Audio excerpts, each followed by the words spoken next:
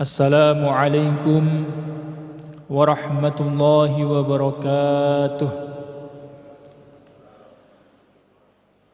Alhamdulillahi rabbil alamin, wassalatu wassalamu ala asyrafil anbiya'i wal mursalin wa ala alihi wa ashabihi wa man tabi'ahum bi ihsanin ila yaumiddin, amma ba'd. Para alim ulama yang kami muliakan, bapak-bapak sesepuh Masjid Al-Amanah yang kami muliakan, ibu-ibu jamaah Masjid Al-Amanah yang kami muliakan, dan seluruh jamaah Masjid Al-Amanah yang sama-sama mengharap ridha Allah Subhanahu wa taala, yang semoga diberikan keistiqomahan, pertolongan, hidayah, inayah untuk senantiasa istiqomah dalam menjalankan perintah-perintah Allah Ta'ala sampai akhir hayat kita. Amin amin ya rabbal alamin. Di cuaca yang tadi malam hujan deras, ya kan, dingin, tapi Masya Allah hawanya inginnya istirahat, tapi bapak-bapak ibu-ibu sekalian masih semangat untuk sholat subuh dengan berjamaah dan belajar ilmu agama, belajar bermudzakarah. Ini merupakan suatu kemuliaan yang besar, fadilah yang besar, dan ini insya Allah berpahala yang besar pula, karena sepagi atau sepetang atau satu waktu sebentar saja kita belajar ilmu agama, itu nilainya di sisi Allah Ta'ala lebih utama dari sholat sunnah yang diterima sebanyak 1000 rakaat. Maka insya Allah kita akan lanjutkan kajian kita yang sebelumnya tentang sejarah masuknya Islam di Indonesia. Ya, pada kemarin kita sedikit membahas tentang awal mula masuknya Islam di bumi Nusantara ini. Dan kemarin juga kita tahqiq lagi bahwa pada awal-awal mulanya Islam masuk di Indonesia tidak langsung merata dalam jumlah yang besar, tapi di kawasan tertentu, di pulau-pulau tertentu. Yang paling awal adalah dibawa oleh tokoh-tokoh ulama-ulama dari Arab, dari Yaman, yang mana sumber sejarah yang disampaikan oleh Buya Hamka dan yang lain-lain, ada sumber-sumber literatur dari Arab, yaitu karya Syekh Mahmud Syakir dari Mesir, dan ternyata juga ada sumber dari Cina, yaitu catatan dinasti Tang, yang mana pada 671 Masehi catatannya tertulis demikian, bahwa orang-orang Arab sudah masuk di bumi Nusantara pada saat itu, dan yang mencatat justru saudara-saudara kita dari Cina. Ini tidak mengherankan Bapak Ibu ya, karena Cina itu kebudayaannya lebih dahulu dari kita. Mereka sudah mengenal tulis menulis, sudah mengenal kertas ya, sehingga mereka itu lebih perhatian dalam catat mencatat ya. Dan ternyata dinasti Tang itu ketika itu sudah mencatat adanya orang Islam yang datang ke Indonesia. Kemudian siapa nama pertama? Kemarin kita buka buku api sejarah yang dipinjamkan oleh Bapak DKM kita, Bapak Khairuddin. Ternyata penulisnya mencatat bahwasanya pertama kali makam yang ada di Indonesia yang paling lama, yang ada di Baros, itu adalah seorang ulama yang bernama Syekh Mu'aqqiduddin. Mu'aqqid itu namanya artinya orang yang menguatkan agama.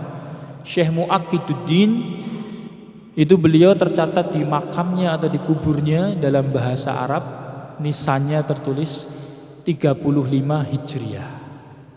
Jadi kalau tahun 35 Hijriah ini masih dekat dengan zaman Khulafaur Rasyidin, karena Khulafaur Rasyidin itu selesai 30 Hijriah. 30 Hijriah Sayyidina Ali selesai, kemudian digantikan Sayyidina Hasan. Ya, berarti itu masanya masih sangat dekat dengan era sahabat. Kemungkinan besar itu sahabat sangat kuat. Ya, 35 Hijriah, apalagi wafatnya 35 Hijriah, berarti sampainya sebelum itu. Kemudian Bapak Ibu yang dimuliakan oleh Allah Ta'ala, setelah fase itu banyak sekali dai-dai atau penyebar-penyebar agama yang datang di Indonesia. Jadi itu yang pertama dari Arab, tapi kemudian ternyata yang mempengaruhi keislaman masyarakat di Indonesia itu dari berbagai macam segi atau budaya. Di sini dicatat dalam buku Atlas Wali Songo yang ditulis oleh sejarawan Bapak Agus Sunyoto. Beliau menulis beberapa pengaruh Islam yang berasal dari Cina, dari Campa, dari India, Persia, dan dari Arab. Kalau Arab sudah kita sampaikan ya. Ternyata dari Cina itu juga sudah masuk juga pengaruh Islam dari Cina. Yang kemarin sempat ditanyakan ya, Laksamana Chenghu ya, kemarin ditanyakan, itu pertanyaan yang sangat bagus. Di dalam catatan sejarawan ini dari luar sejarahnya, yang mencatat namanya Hari Hazard dalam bukunya Atlas of Islamic History. Di situ ternyata Laksamana Chenghu itu juga sudah pernah mendatangi di pelabuhan di Nusantara. Ya. Di sini dicatat pada tahun sekitar 1400-an Masehi. Laksamana Chenghu dengan pasukannya, dengan prajurit-prajuritnya datang ke Indonesia dan termasuk juga membawa Islam, dan juga telah mendirikan masjid juga. Masjid-masjid didirikan yang arsitekturnya semacam pagoda atau kuil-kuil Cina begitu, tapi bangunannya adalah bangunan masjid ya. Di sini tercatat menemui Sultan Zainal Abidin Bahian Shah dan terjalin hubungan politik tepatnya pada tahun 1405 Hijriah. Masehi, maaf, 1405 Masehi. Jadi budaya Cina, terus kemudian Persia. Di sini ada juga Campa. Campa itu kalau sekarang Kamboja ya. Nah, ini juga mulai datang. Bahkan zaman Genghis Khan, zaman Mongolia yang terkenal dulu memerangi Islam, ternyata bangsa Mongol itu, Genghis Khan itu mengangkat pegawai-pegawai yang berasal dari Islam. Ya, pegawainya dari Islam. Apalagi setelah hidayah itu tersebar, banyak orang-orang Islam dari Persia, dari Mongolia yang juga datang ke Indonesia. Kemudian Bapak Ibu yang dimuliakan oleh Allah Ta'ala, tapi ketika itu Islam belum tersebar secara luas. Memang ada di daerah-daerah tertentu, Sumatera, ya kan? Kemudian sedikit Pulau Jawa, yang mana di situ masih sedikit sekali ya, berbentuk perorangan atau kampung dan sebagainya. Jadi belum merata, belum luas. Ya, ini menurut catatan-catatan dari Marco Polo, ya, sejarawan, orang yang mengadakan perjalanan di Indonesia juga, Ibnu Batutah dan yang lain-lain, memang menyatakan Islam saat itu belum banyak. Ya kan? Masih banyak animisme, dinamisme, Hindu, Buddha masih banyak sekali. Baru kemudian pada abad 15, antara abad 15 sampai 16 Masehi, Islam tersebar secara luas melalui para alim ulama yang biasa disebut Wali Songo ya. Nah, Wali Songo ini sebetulnya hakikatnya apa atau apa definisinya, kemudian bagaimana sepak terjangnya, nah ini yang akan kita sedikit membahasnya ya.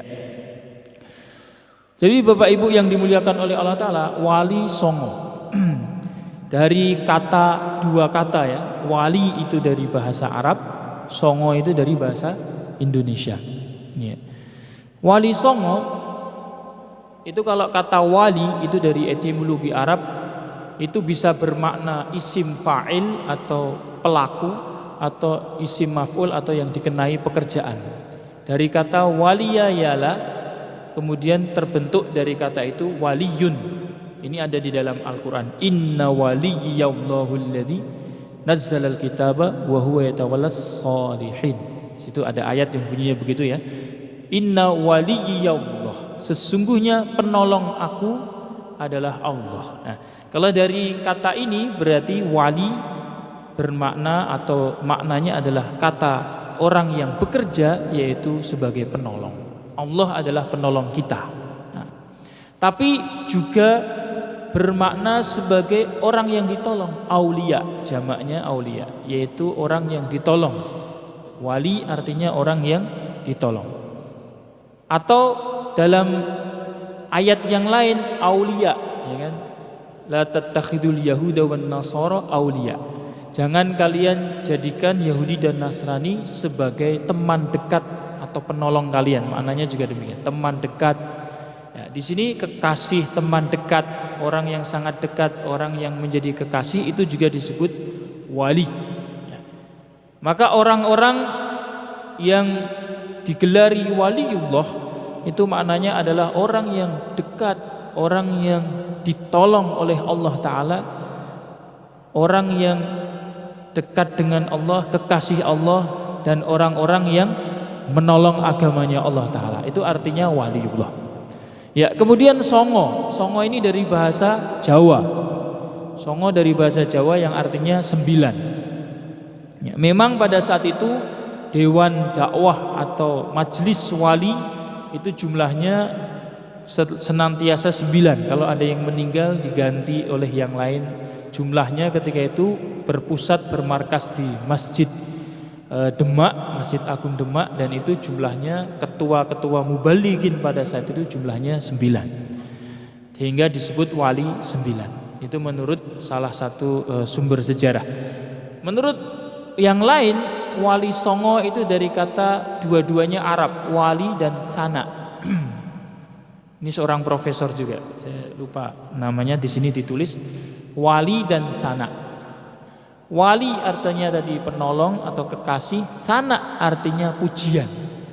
Jadi orang-orang yang menjadi kekasih Allah dan terpuji, itu wali sana. Kemudian pengucapan dialek orang Jawa ketika itu menyebutnya wali songo. Tapi pendapat ini banyak dikritik oleh ulama-ulama yang lain atau sejarawan yang lain, itu tidak seperti itu. Nah, itu seperti cocok logi saja. Ya, songo ya songo begitu, itu 9. Ada yang mengatakan pendapat ketiga itu wali sana, wali sono.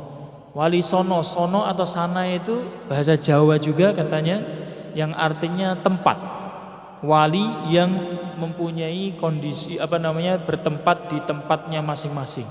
Medan dakwahnya di kota masing-masing, di kawasan masing-masing, sehingga disebut wali sana, atau lagi-lagi dialek Jawa akhirnya wali songo. Wallahu a'lam bishawab tentang hakikat kebenarannya yang lebih tepat yang mana. Cuma yang masyhur atau yang sering kita dengar adalah wali songo, wali 9 gitu ya. Ya. Kajian ini penting karena sebagian dari ulama-ulama atau sejarawan di Indonesia, catatan-catatan, wallahu alam apakah itu sejarawan atau tidak, tapi dalam buku-bukunya mereka sudah menulis begitu. Ada beberapa orang yang menolak atau mengingkari keberadaan wali songo tersebut. Ya. Mereka bahkan menganggap bahwasanya Islam itu dibawa di Indonesia oleh tokoh-tokoh dari Sumatera Barat, disebarkan di Jawa itu oleh tokoh-tokoh Sumatera Barat seperti Haji Miskin, haji namanya itu pakai haji-haji begitu. Yang mana beliau-beliau adalah orang-orang yang memiliki paham Wahabi. Ya, ketika itu paham Wahabi sudah ada, dan katanya beliau-beliau yang justru menyebarkan Islam di tanah Jawa. Ya. Ini mengingkari dalam tulisan-tulisannya, membantah eksistensi keberadaan wali-wali songo. Apalagi kita seperti seperti yang pernah kita sampaikan, di dalam sejarawan Islam di Indonesia tidak ada sanad tidak ada dari lisan ke lisan, dari mulut ke mulut, dari orang-orang yang terpercaya sebagaimana hadis itu tidak tidak terekam dengan baik begitu. Kemudian juga dari sisi tulisan juga tidak terlalu banyak. Nah, ini banyak yang merot seperti itu. Bahkan saya juga dulu pernah baca satu artikel yang ditulis oleh ya ulama-ulama baru yang mana menafikkan juga atau mengingkari keberadaan wali 9 ini. Ya, jadi seperti itu. Nah, maka buku-buku yang ada tentang Wali Songo itu kebanyakan cerita atau dongeng, yang juga kadang-kadang itu riwayat atau tulisan dari orang-orang Belanda, orientalis. Sehingga kita kesannya wali-wali 9 itu, maaf kesannya hanya karomahnya, ya kan, keleniknya, karomahnya, bisa terbang, bisa ini dan itu dan sebagainya. Yang terkenal hanya karomahnya saja, cerita-cerita saja. Padahal banyak sekali hal-hal yang kita bisa teladani daripada Wali Songo ini, tentang akhlak mereka, sistem dakwah mereka, kebudayaan mereka, pendidikan mereka, ya. Itu banyak sekali hal-hal yang kita bisa teladani. Dan buku-buku yang beredar kebanyakan itu tadi tidak ada catatan atau referensi sejarahnya, sehingga kadang-kadang kita juga ragu ini valid atau tidak dan sebagainya. Maka di antara buku yang setelah saya telah itu yang termasuk yang direkomendasikan, ini karya beliau ini, Bapak Agus Sunyoto, ini referensinya sangat banyak. Bahkan beliau dalam membantah pendapat yang menyatakan Wali Songo itu tidak ada, beliau mengambil atau menukil dari karya-karya literatur Nusantara dalam berbagai bahasa. Ya, alhamdulillahnya ternyata tidak mutlak bangsa Indonesia itu tidak gemar menulis atau tidak menulis, itu tidak. Jadi ulama-ulama pada kurun-kurun akhir itu ternyata juga ada yang menulis. Cuma sayangnya tulisannya bukan bahasa Arab tapi bahasa Jawa. Ya, ada babat tanah Jawa, ada babat tanah Cirebon. Jadi Cirebon pun punya karya-karya seperti itu. Kemudian di Jawa Tengah, Jawa Timur pun ada, yang mana itu bisa dijadikan sebagai bukti sejarah. Ya kan? Kemarin kan kita sudah sampaikan dalam ajaran Islam, ketika tidak ada sanad, di antara bukti otentik adanya suatu perkara, suatu kejadian adalah lewat tulisan. Nah, itu juga bisa dibuktikan. Karena dalam hadis pun, dalam meriwayatkan hadis kadang-kadang melalui tulisan juga, catatan yang disimpan oleh seorang murid dari gurunya tentang suatu hadis, peristiwa pada zaman Rasulullah Sallallahu Alaihi Wasallam dan sebagainya. Nah, ternyata alhamdulillahnya ulama-ulama Nusantara kita juga ada yang menulis babat tanah Jawa, tanah Cirebon dan sebagainya, berbagai macam literatur, kitab-kitab seperti itu yang menunjukkan di situ penyebutan nyata-nyata adanya Wali Songo. Dan Bapak Agus Sunyoto ini menuliskan dalam bahasa Jawanya dan terjemahannya. Jadi untuk mempelajari sejarah Wali Songo memang di sini harus kompleks, multi talenta, harus ilmunya harus tidak hanya mempelajari bahasa Arab kuning, Arab gundul yang merupakan catatan-catatan dari ulama Yaman, para habaib, itu juga mencatat juga tentang eksistensi wali ini. Kenapa? Karena wali 9 itu diantara mereka ada yang keturunan Rasulullah Sallallahu Alaihi Wasallam, bahkan kebanyakan.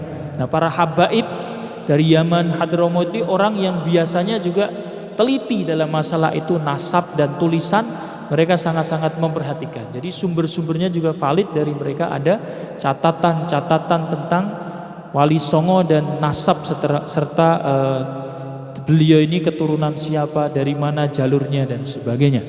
Kemudian juga didukung dengan tulisan babat tanah Jawa tadi yang merupakan bahasa Jawa, yang mana ini harus terampil sekali orang yang pakar sejarah tentang masalah ini. Untuk membuktikan hal ini harus bisa membaca aksara Jawa. Ya. Kemudian secara ringkas dulu sebelum kita kaji mendalam tentang Wali Songo, kita secara ringkas perlu mengenal Wali 9 itu siapa saja, atau yang masyhur itu bagaimana.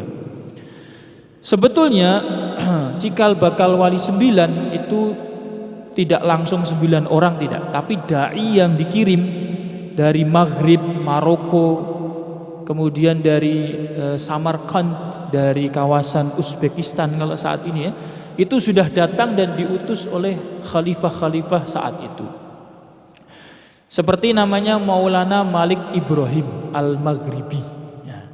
Ini beliau diutus dari Maghrib. Maghrib itu mana Bapak Ibu? Maroko, ujung Afrika sana, Masya Allah. Jadi jauh sekali itu. Berlayar sampai ke Nusantara, mulai menyebarkan agama Islam. Itu awal-awalnya. Ya, jadi masih secara tunggal perorangan atau hanya beberapa orang. Kemudian setelah itu diutus lagi namanya Syekh Subakir. Ini dari Samarkand, Syekh Subakir. Yang terkenal beliau ini dulu, ya ini ceritanya memang tidak ada bukti otentiknya, tapi dari mulut ke mulut sering disampaikan beliau ini adalah orang yang ahli tasawuf dan juga orang yang termasuk takwanya sangat luar biasa. Diceritakan saat itu orang Islam yang masuk ke Indonesia banyak yang meninggal dunia. Apakah itu karena perang, dibunuh ya, ataukah penyakit dan sebagainya. Maka Syekh Subakir ini diutus oleh raja saat itu karena memang saat itu animisme dan dinamisme kuat. Orang percaya kepada jin, orang percaya kepada pohon dan sebagainya. Dan kita tahu jin-jin dan pohon-pohon atau bangsa-bangsa seperti itu ketika disembah itu kuat gitu. Nah, Syekh Subakir ini ceritanya beliau adalah orang yang diutus untuk bahasa mudahnya melakukan pembersihan di kawasan-kawasan yang hendak didatangi oleh orang-orang Islam. Tentunya pembersihan itu ya, kalau orang-orang suka cerita-cerita karomah atau klenik ya nanti dihubung-hubungkan dengan itu, padahal tidak. Pembersihannya adalah dengan syariat Islam, cara-cara Islam. Di dalam hadis ada, kalau kita pertama kali datang di suatu tempat, sunnahnya baca apa Pak? Sunnahnya Bapak Ibu membaca surat Al-Baqarah. Jadi ketika kita punya rumah baru, mungkin kita ini rumah kok belum pernah atau lama sekali nggak ditempati, lama nggak diurus, lama nggak digunakan untuk zikir dan sebagainya. Kalau kita khawatir ada jin atau ada makhluk-makhluk Allah yang lain yang mengganggu, bacakan surat Al-Baqarah. Kata Nabi SAW, rumah yang di dalamnya dibacakan Baqarah, setan tidak akan mendekat di sana. Nah, Syekh Subakir ini beliau datang pada kawasan-kawasan itu, beliau bacakan surat Al-Baqarah. Beliau bacakan doa-doa sehingga mulai saat itu umat Islam tinggal di situ sudah tidak diganggu lagi, sudah aman lagi, Islam bisa berkembang lebih leluasa lagi. Nah, itu ada riwayatnya begitu dan di sini juga ditulis. Cuma di situ tidak ada referensi sejarahnya saja. Ya. Kemudian setelah mulai datangnya tokoh-tokoh agama perorangan seperti itu, barulah mulai berdatangan tokoh-tokoh yang dikirim dari berbagai daerah yang berbeda-beda. Kemudian mereka datang ke Indonesia dan mengadakan atau membentuk suatu dewan atau majelis mubalik atau majelis dakwah, yang mana beliau adalah pimpinan-pimpinan para dai saat itu di kawasan masing-masing, yang biasa disebut dengan Wali Songo atau Wali Sembilan.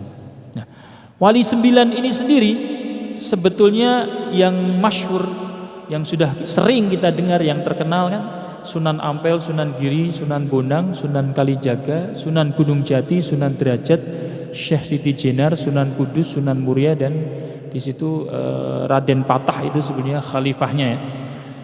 Cuma ternyata sebelum beliau-beliau ini juga sudah ada dewan-dewan Wali Songo yang lain, yang mana ini yang terkenal ya, yang ada nama-nama yang pendahulu mereka yang jumlahnya kadang 9, kadang 8. Jadi ini generasi ketiga.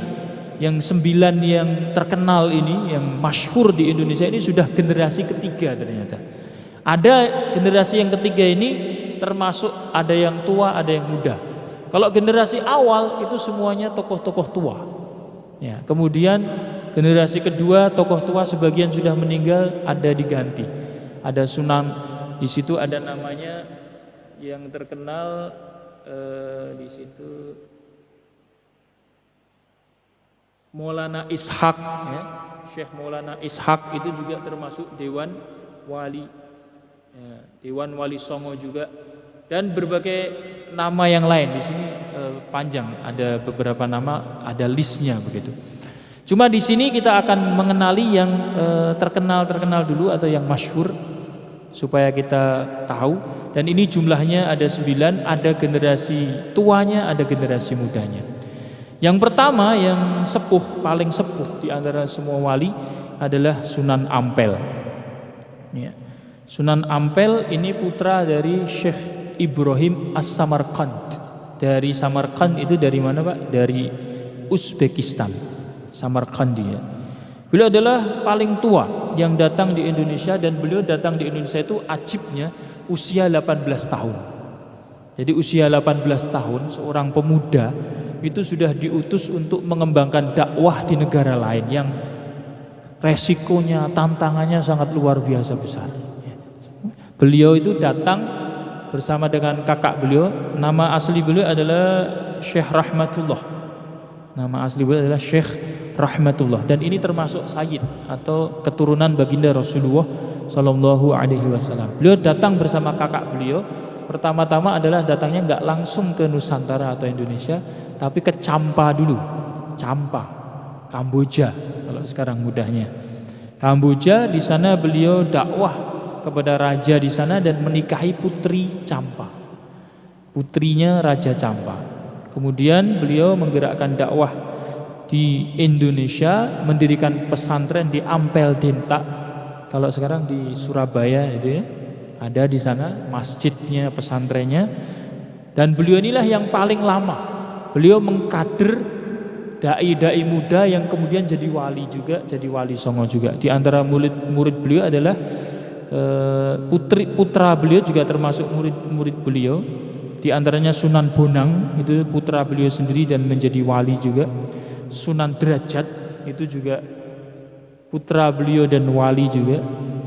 Ya, kemudian Raden Fatah itu yang jadi khalifah atau Raja Demak saat itu juga merupakan murid beliau. Kemudian di sini Sunan Giri, bahkan Sunan Giri itu termasuk generasi kedua yang tua juga.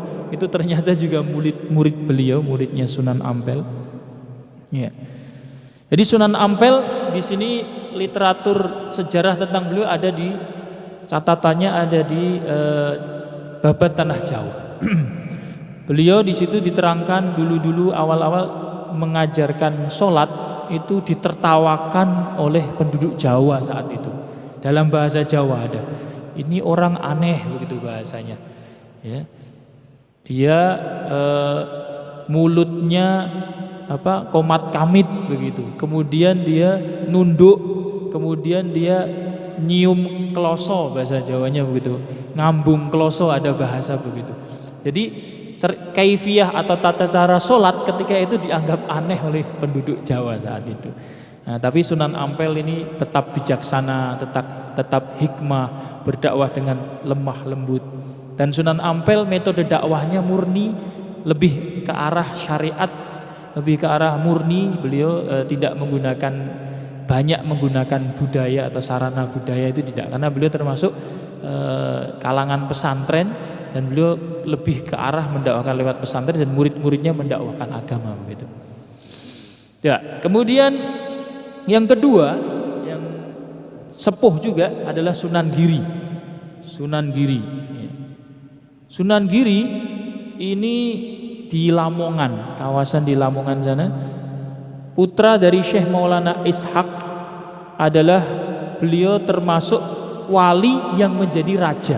Nah, ini istimewanya Sunan Giri, beliau di samping wali, beliau adalah raja sekaligus tokoh agama. Jadi beliau ini mengambil peran banyak gitu, umarok juga, ulama juga. Beliau memiliki peran yang penting dalam perkembangan dakwah di Nusantara dengan memanfaatkan kekuasaan dan diplomasi dengan raja-raja. Nah, dari beliau ini banyak kerajaan-kerajaan yang dulunya masih belum muslim, pecahan Majapahit, kemudian kerajaan-kerajaan kecil yang belum muslim, Ini dengan dakwah beliau, dengan beliau diplomasi kepada mereka, menyampaikan agama kepada mereka, banyak yang masuk Islam. Ya. Kemudian setelah beliau yang masih di Jawa Timur juga, memang yang paling banyak itu wali di Jawa Timur, yaitu Sunan Bonang. Sunan Bonang ini ada di Tuban. Sunan Bonang adalah putra Sunan Ampel rahimahullah yang berasal dari pernikahan dengan Nyai Ageng Manila. Nyai Ageng Manila ini putri dari Arya Tejo, Bupati Tuban. Ya.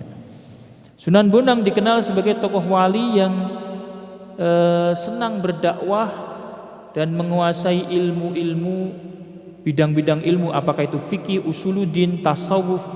Bahkan beliau ahli dalam bidang arsitektur, ahli dalam bidang seni dan sebagainya. Ya. Beliau mengembangkan dakwah di Tuban dan sekitarnya. Kemudian ada Sunan Derajat, tadi sudah disampaikan, ini juga putranya Sunan Ampel dan adiknya Sunan Bonang. Sebelumnya kita perlu ketahui Sunan Bonang itu yang menjadi asbab hidayahnya Sunan Kalijaga. Ya kan? Sunan Kalijaga dulu maaf ya, latar belakangnya basicnya kan kurang bagus begitu, basicnya adalah, tapi niatnya baik, cuma tindakannya tidak bagus, yaitu merampok, tapi tujuannya untuk diberikan kepada orang miskin, karena beliau melihat ketimpangan, ada gap, ada diskriminasi saat itu antara orang kaya dan orang miskin. Tapi kemudian beliau disadarkan oleh Sunan Bonang, diarahkan untuk dengan cara dakwah, atau kalau ingin berbuat baik ya dengan cara yang benar. Nah, itu Sunan Bonang yang mentarbiyah beliau, mendidik beliau. Kalau Sunan Derajat ini adik beliau, ya, beliau juga sama di kawasan Lamongan.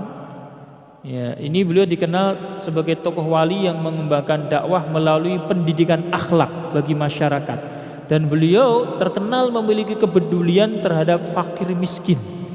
Dan beliau mendidik orang-orang yang rendah, orang-orang yang miskin, fakir, ya, itu beliau didik dan diperhatikan nasibnya, diajari agama, kesejahteraannya diurusi, dan beliau terkenal orang yang dermawan, menganjurkan kedermawanan. Ini Sunan Derajat. Ya, itu dari Jawa Timur ya, ada 1, 2, 3, 4. Ya. Kemudian di Jawa Tengah, yang terkenal ada di sini ditulis 3. Pertama yang jelas Sunan Kalijaga. Tapi sebelum Sunan Kalijaga, Sunan Kudus dulu. Ya. Sunan Kudus ini adalah putra dari Sunan Ngudung. Ya, ini juga Sunan Ngudung ini termasuk wali songo generasi awal. Nah, Sunan Ngudung. Kemudian Sunan Kudus dikenal sebagai tokoh wali songo yang tegas dalam menegakkan syariat. Namun seperti wali yang lain, Sunan Kudus juga dalam berdakwah berusaha mendekati masyarakat, jadi tidak langsung melarang misalnya atau mengatakan ini dilarang, haram dan sebagainya, tidak begitu. Walaupun beliau tegas dalam syariat, tidak kompromi dengan namanya ajaran agama harus murni, tapi beliau dalam sistem dakwahnya tetap menggunakan cara-cara hikmah. Bahkan beliau sosial kepada masyarakatnya tinggi. Beliau berdakwah melalui mengajarkan cara membuat alat-alat pertukangan, pertanian, kerajinan, ya, keris, senjata dan sebagainya. Itu juga sarana dakwah beliau. Beliau mengajarkan kepada masyarakat di situ saat itu, ini caranya begini, sehingga masyarakat belajar kepada beliau, tertarik, kemudian belajar Islam, masuk Islam. Nah, sistem dakwah beliau demikian. Kemudian Sunan Kalijaga. Ya, kalau Sunan Kalijaga ini asli Indonesia. Nah, kalau sunan-sunan yang lain ini kebanyakan dari luar negeri, kebanyakan dari Samarkand, dari Maghrib. Ada yang lahir di Indonesia tapi ayahnya Sunan Ampel, kan begitu. Tapi kalau Sunan Kalijaga ini bukan keturunan Rasulullah, ya, bukan keturunan dari alim ulama, tapi beliau adalah putra dari Tumenggung wali, yaitu Tumenggung Bupati Tuban, Wilatikta, namanya Wilatikta. Itu Bupati Tuban, seorang Tumenggung yang merupakan ayah dari Sunan Kalijaga. Nah, Sunan Kalijaga inilah yang terkenal dakwahnya sangat amat fleksibel. Dakwahnya dengan seni, dengan budaya. Ya, beliau memasukkan ajaran-ajaran Islam dalam gubahan-gubahan syair-syair, ya kan, pucung, ya kan, kemudian apa lagi itu, ya, lir-ilir dan yang lain-lain, lagu-lagu yang merupakan gubahan-gubahan yang dimasukkan syariat-syariat Islam, ajaran-ajaran Islam di situ. Juga pewayangan juga demikian. Beliau fleksibel sekali pewayangan. Jadi wayang, jadi begini. Dalam syariat Islam ini kan membuat patung haram ya Bapak Ibu. Itu nasnya jelas dalam Al-Qur'an, dalam hadis ya, yang terutama dalam hadis la'anallahul musawwirin. Semoga Allah melaknat para musawwir. Musawwir itu dua pengertiannya, orang yang menggambar langsung atau orang yang membuat patung. Patung tentunya patung makhluk hidup ya, bukan pohon. Kalau benda-benda semacam pohon, menggambar pohon, membuat patung pohon itu masih diperbolehkan. Tapi ketika kaitannya dengan makhluk hidup, itu dalam Islam dilarang. Bahkan nanti di akhirat disuruh meniupkan ruh pada patung itu sampai hidup. Ya, tentu nggak akan bisa. Ya. Nah, wali ini sebetulnya ketika mau membuat hal seperti itu, pewayangan, itu terjadi sedikit perbedaan pendapat di kalangan mereka. Nah, ini boleh atau tidak? Gitu. Nah, Sunan Kalijaga termasuk orang yang membolehkan dulu. Jadi ini masyarakat kalau langsung dilarang, kalau langsung dicegah, dia tidak akan terima. Jadi dalam Islam ini ada hikmah yang sifatnya ahkam, ada hikmah yang sifatnya dakwah. Jadi para wali pun sebetulnya demikian juga secara garis besar. Kalau kaitannya dengan santri-santri atau orang yang belajar ilmu agama di pesantren-pesantren beliau akan menerapkan hikmah ahkam, yaitu betul-betul berpegang teguh kepada syariat Islam dan hukum Islam. Tidak tidak membuat hal-hal baru, tidak mengikuti budaya masyarakat begitu. Jadi betul-betul ingin ajaran yang murni yang disampaikan, hukum yang ketat begitu. Itu ajaran para wali di kalangan pesantren kepada murid-muridnya. Tapi ketika menghadapi masyarakat yang majemuk, kemudian masih sangat amat kental budaya Hindu dan Budanya, tentu di sini perlu strategi, yaitu hikmah dakwah. Kalau hikmah dakwah itu kita tidak langsung memvonis apa yang diperbuat, jangan. Ya, maka metode dakwah Wali Songo ini bisa kita tiru kepada orang-orang yang masih lemah imannya. Ya, Wali Songo pada saat itu orang-orang mabuk, orang-orang masih minum, masih madon, masih molimo, itu tidak langsung dilarang. Perkara itu juga tidak langsung disebut-sebut begitu. Tapi beliau arahkan kepada perkara lain dulu yang sekiranya mereka tertarik. Bahkan ada yang ke masjid itu dalam kondisi mabuk seperti itu. Nah, jadi kalau cara ahkam, cara fikih itu kan haram langsung begitu. Nah, itu kira-kira siap tidak itu mad'unya orang yang didakwai. Nah, ini beliau hikmahnya ini di sini. Sunan Kalijaga terutama luar biasa sekali. Semoga Allah memberi balasan pahala yang besar pada beliau. Beliau memandang bahwasanya masyarakat Indonesia, Nusantara ini sangat kental budayanya. Maka akhirnya beliau berijtihad, okelah kita membuat suatu gambar tapi tidak berbentuk 3 dimensi. Dan bentuknya pun dibuat seperti bukan manusia, seperti pohon. Nah, maka kita lihat wayang itu miripnya bukan kayak manusia, malah kayak ranting-ranting gitu. Tangannya sangat kecil, tipis sekali gitu. Ya kan, kalau dilihat-lihat tuh mirip-mirip pohon gitu. Ya. Jadi itu inovasi dari wali-wali juga, dibuat seperti itu sehingga tidak mutlak haram karena di situ tidak membentuk relief, tidak membentuk 3 dimensi dan itu seperti bukan manusia begitu. Ya katakanlah kalau sekarang gambar kartun begitu. Ya.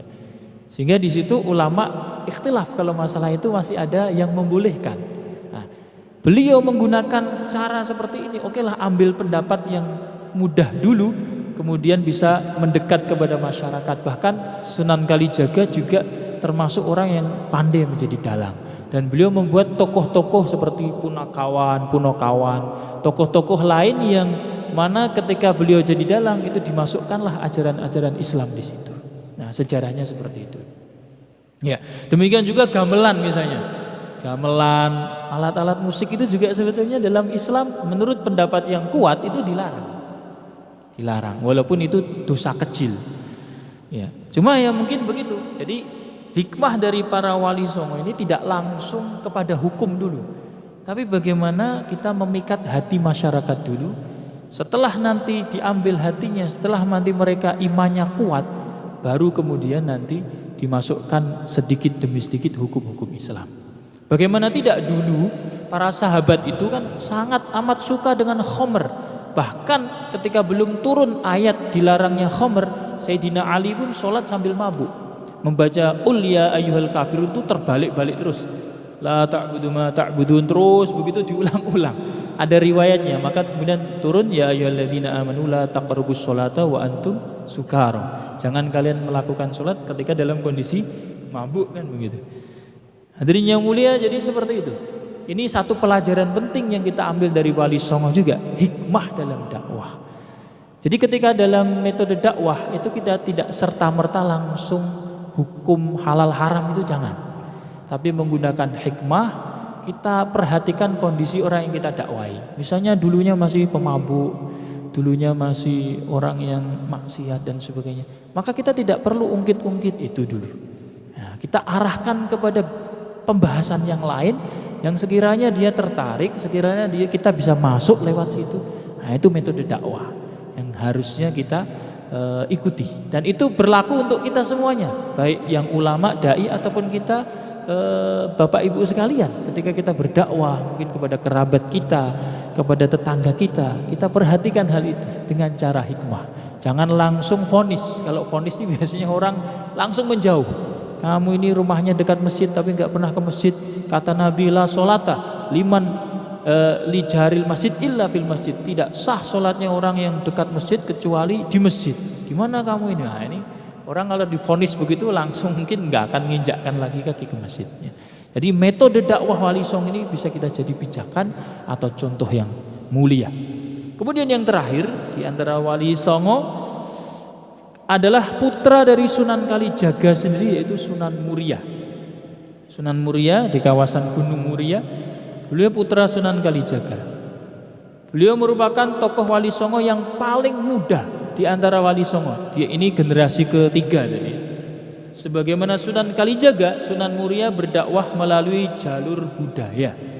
Sunan Muria dikenal sebagai orang yang sangat piawai, menciptakan berbagai macam tembang, sekar alit, ya kan, sinom, kinanti dan yang lain-lain yang beliau masukkan unsur-unsur ajaran tauhid.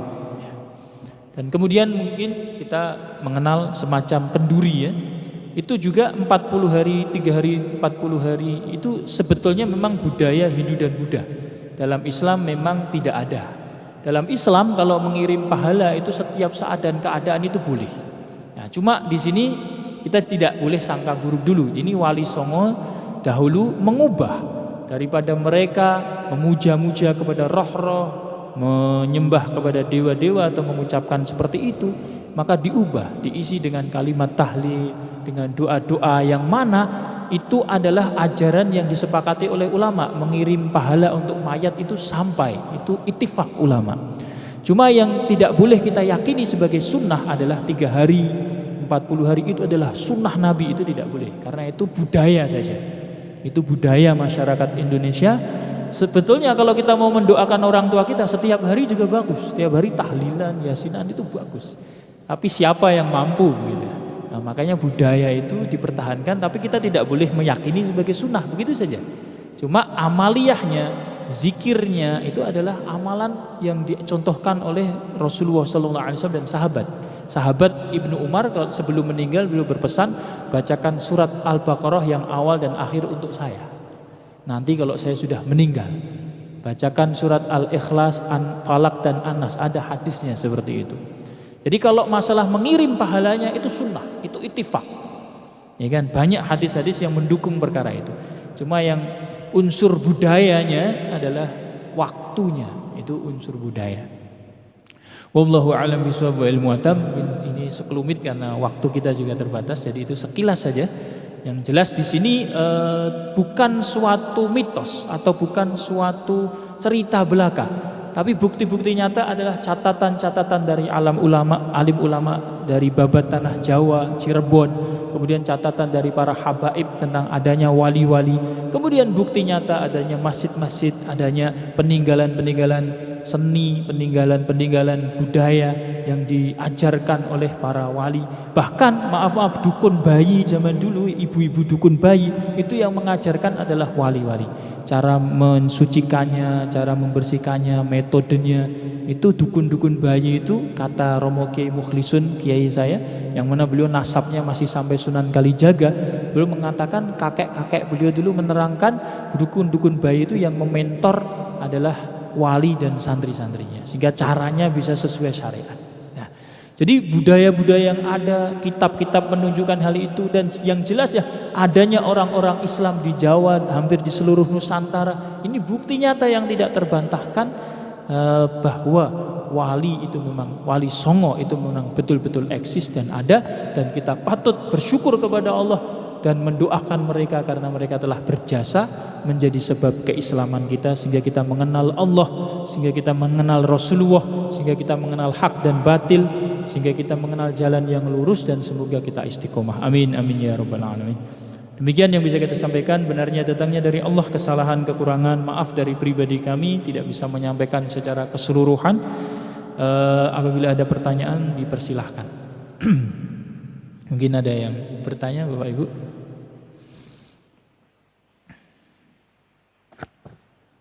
Ada?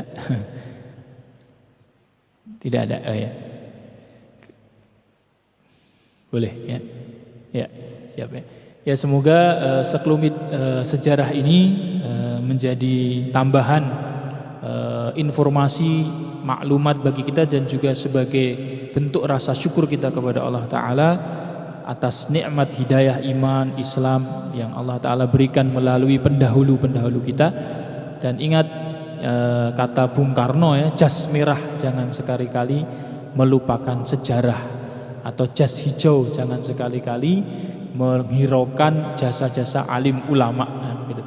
Jadi kata Nabi SAW, man lam yashkurin nas lam yashkurillah. Siapa yang tidak berterima kasih kepada manusia yang menjadi sebab Allah memberikan nikmat kepadanya, pada hakikatnya dia tidak berterima kasih, tidak bersyukur kepada Allah. Dan orang tidak bersyukur kepada Allah kufur nikmat, naudzubillah min dzalik. Maka dari itu bentuk nanti kita bersyukur adalah kita menjaga iman Islam kita.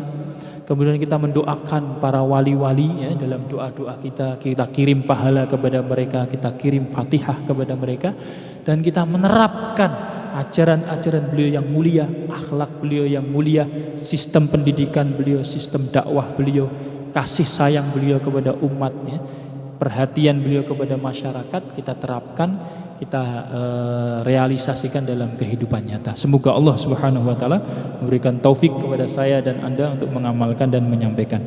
Billahi taufik wal hidayah wal inayah. Wassalamualaikum warahmatullahi wabarakatuh.